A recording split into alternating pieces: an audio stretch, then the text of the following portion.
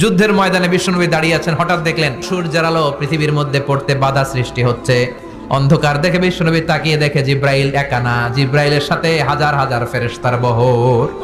সাইয়েদনা জিব্রাইল বলেন, নবী এইমাত্র মুয়াবিয়া ইবনে মুআবিয়া আল মুজানি দুনিয়া থেকে বিদায় নিয়েছে, আপনি কি তার রূহের মাগফিরাতের জন্য গায়েবানা জানাজা পড়বেন না?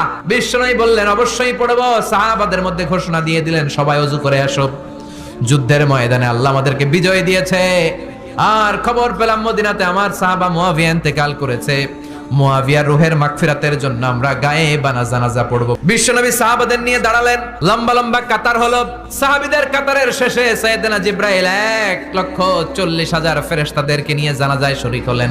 4টা তাকবীরের মধ্য দিয়ে জানাজা শেষ করলেন।